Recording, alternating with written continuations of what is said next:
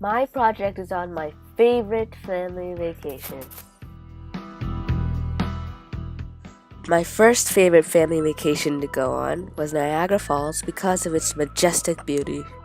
The water from the Horseshoe Falls, which is found on the Canadian border, drops about 170 feet to reach the bottom.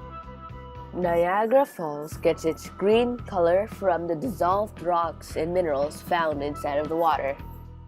I had an opportunity to go up close to the Horseshoe Falls on a boat called the Maid of the Mist. The Maid of the Mist was originally used for transportation between one border and the other border, and vice versa.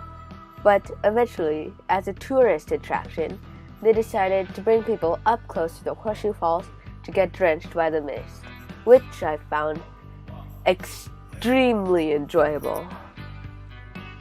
After my journey on the Maid of the Mist, I got to go behind Horseshoe Falls and hear the thundering voice of the water. And I saw an erosion chart of the falls, which started at 1678. At the end of the track, the tunnels took us to an observation deck with awe-inspiring views, where the water sprays all over you with such force you can barely keep your eyes open. At night, they had lights that shone upon the water and made them look like they were rainbows. My second favorite trip was the Yosemite National Park, where I got to see God's creativity through His nature. To get to Yosemite, my family and I had to take Highway 120, and on that highway, there's a tunnel known as Wawona Tunnel.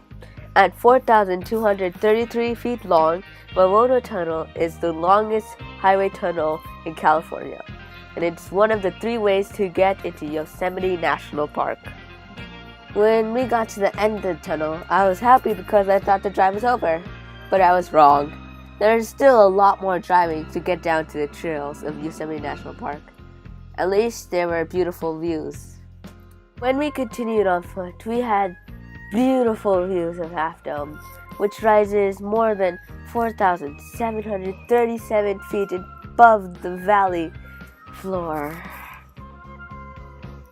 I just wanted to close this off with the Bible verse. For since the creation of the world, God's invisible qualities, His eternal power and divine nature have been clearly seen, being understood from what has been made, so that people are without excuse. Romans 1:20.